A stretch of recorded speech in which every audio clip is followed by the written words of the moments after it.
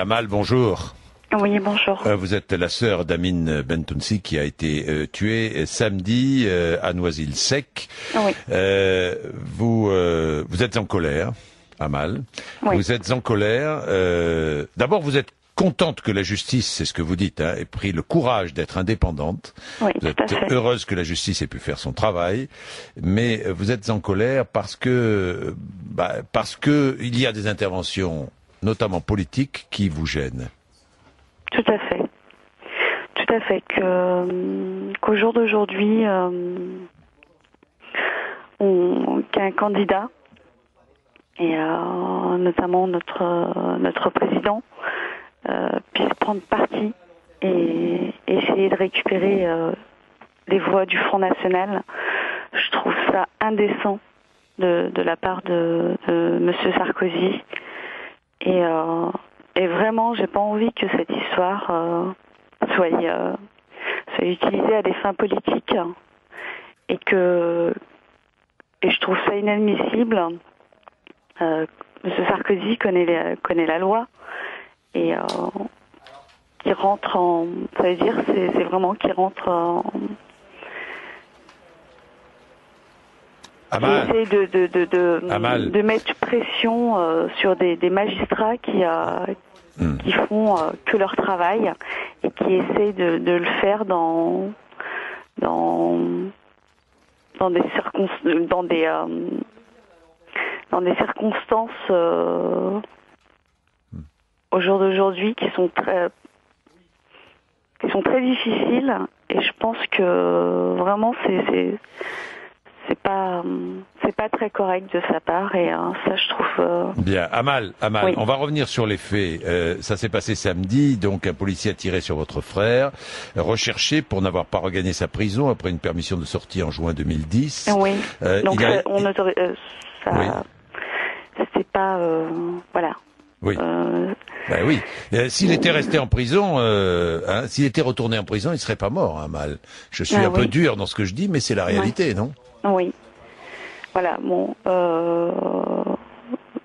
petit frère, personne ne le connaissait, donc les médias en parlent, les policiers en parlent, tout le monde a son point de vue, c'est sûr. Mon petit frère, ça a été un homme brisé, un homme broyé par le système carcéral. En 29 ans de sa vie, il a fait, voilà, il a profité de 2 ans, et c'est 2 ans de cavale, entre guillemets, où il a vraiment profité de la vie, il a été condamné plusieurs fois, 11 fois, pour des faits de vol avec arme. C'est pas le but aujourd'hui, c'est pas de répondre sur les condamnations passées. Non, mais vous avez raison, Amal. Voilà, donc au jour d'aujourd'hui, c'est de parler vraiment sur ce qui s'est passé. Et donc, alors ce qui s'est passé, voilà. Le policier affirme s'être retrouvé face au fuyard qui l'aurait visé en tendant son bras armé vers lui. Le policier dit avoir tiré à 4 reprises. Selon l'autopsie, je reprends les faits, strictement les faits.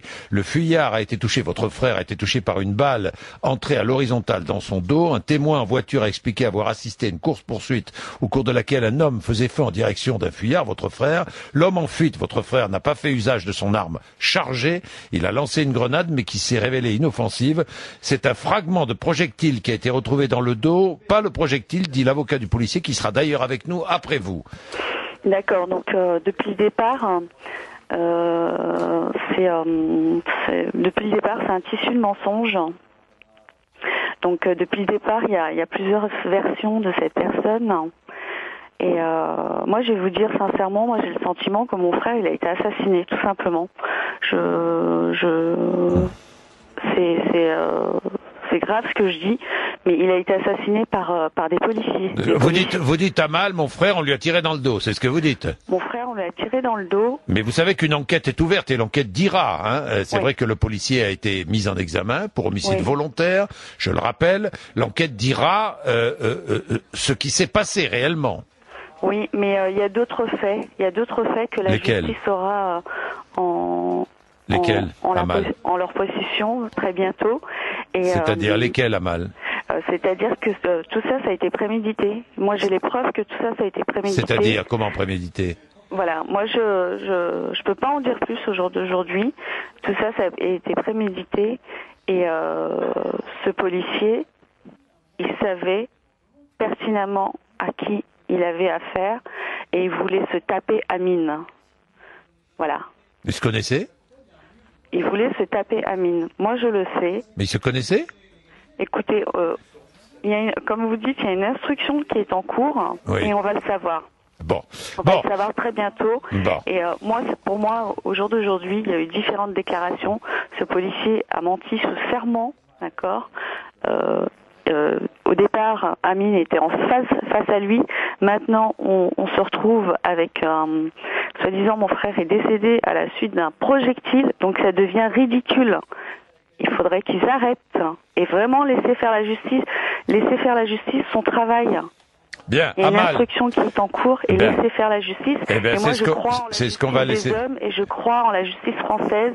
Et sincèrement, j'applaudis ce magistrat qui prend le courage. Magistrat du parquet de ne pas faire appel. Bien, merci Amal. Merci. Une marche blanche sera organisée samedi à partir de 14h30 à Meaux en la mémoire de votre frère, hein, je précise. Et je précise aussi que nous avons en ligne l'avocat du policier. Bonjour maître. Bonjour Jean-Jacques Bourdin, comment ça va? Très bien, maître Daniel Merchat, vous êtes avocat du policier qui a tiré sur Amine. Qu'est-ce que vous ajoutez? Vous venez d'entendre le témoignage d'Amal. Il ne s'agit pas de polémiquer, il s'agit de chacun d'apporter des éléments. Qu'est-ce que vous ajoutez? Qu'est-ce que vous vouliez dire, maître? D'abord, si je comprends la peine de la sœur de la victime, je comprends également ses errements. Et donc, je me garde bien de faire des commentaires sur des commentaires. Ce que j'ai à dire dans cette affaire, c'est ce que nous soutenons, ce que mon client soutient depuis le premier jour, c'est qu'il s'est retrouvé 2 fois en face à face avec Bentoussi. Une première fois, lui était seul dans sa voiture de manière fortuite, puisque ses collègues étaient à la course derrière Amine, sur qui il avait lancé une grenade.